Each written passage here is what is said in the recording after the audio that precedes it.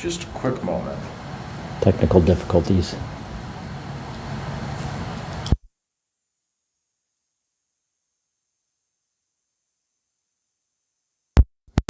Morning. Not much on the log. Probably the only one thing we'd have was the robbery that happened.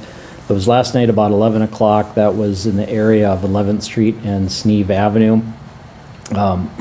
Still trying to sort everything out, but we had 3 guys that went into one of the apartment buildings and were kicking an apartment door. There's some connection between these guys and the people that were in the apartment. We had another guy that came up. There may have been some connection between him and those 3 people ended up being our suspects. They ended up punching and kicking the victim who was in the apartment hallway. The victim had a BB gun with him.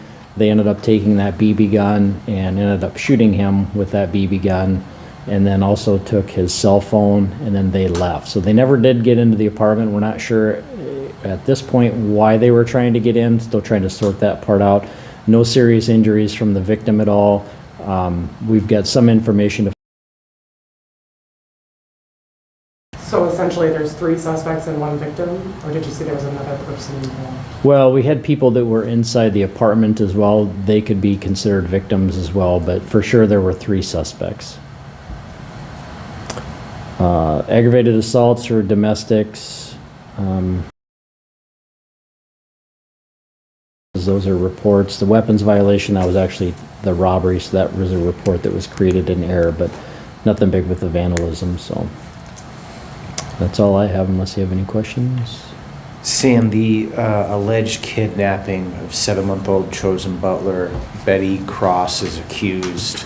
How did law enforcement come across Cross and Butler in Michigan? So, yeah, just to kind of recap a little bit of that,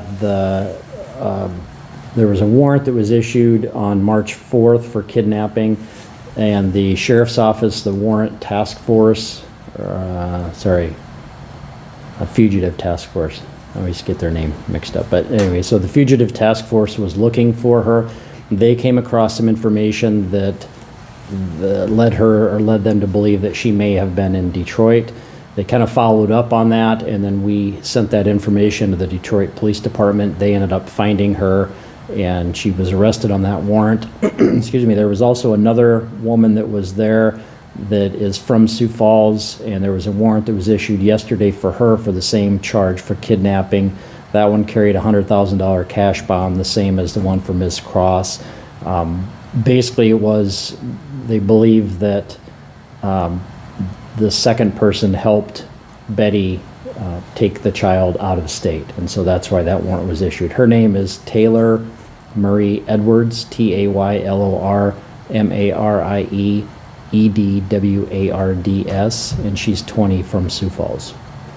But sorry, really what this was is just good police work. So the fugitive task force, they knew that this was a serious charge, and they were looking for her, and they've got a lot of different methods, a lot of different things that they do to track people down, and they're very good at what they do. In this case, they learned that she had left the state. They passed that information on to the detective, and then he was the one that got in touch with the Detroit Police Department. Sioux Falls Police Department detective. Yeah, we've got, so the fugitive task force, the fugitive task force, we have 1 person from the police department, and then it's deputies from the sheriff's office. They also work closely with the marshals, so it's I would say similar to our drug task force. It's made up of local, state, federal agencies. So the fugitive task force is the same thing. When they learned that information, they passed it on to the police detective who was investigating this case. And that police detective is with which agency? Sioux Falls Police. Gotcha. Yep. Okay. So 2 Sioux Falls women, both charged with kidnapping Chosen Butler. Correct. Yep. Warrants were issued for both of them. And where are Edwards and Cross right now? In Detroit. I don't know what facility they're at, but wherever they're at in jail over there. So there'll be an extradition hearing since they're out of state to find if there's probable cause to have them brought back to South Dakota. And Chosen Butler's unharmed? Correct. Okay. Butler remains in Michigan at the moment? I don't know where he's at. I mean, he was fine. He was turned over, I believe, to Child Protection Services in Michigan, and then they're going to work to get him back to South Dakota. I'm not sure what the steps in that involve. So do you know then, since Fugitive Task Force was involved, did they actively go looking for the baby and the... They're looking for people with warrants. So, I was just wondering, did they get like pulled over on the side of the road somewhere and No. then they stumbled oh, upon them? in or- Detroit? Yeah, in Detroit. No, there was a specific address that they checked. That the Detroit Police Department. Detroit Police Department, yeah. Just how rare or common are kidnapping investigations in Sioux Falls, South Dakota? Situations like this are pretty rare. This one was a little bit different, had some different nuances that I hadn't seen before, but we do have kidnapping that comes up. I'd say most of the time there's some type of domestic relation. In cases, I guess everybody thinks of kidnapping and they think of strangers, and that's kind of what gets portrayed in TV and the movies and stuff like that. Those types of kidnappings are extremely rare. So there's almost always a connection between the victim and the suspect. This one involving a child, we see that time to time. Usually it starts off under the guise of some type of child custody dispute.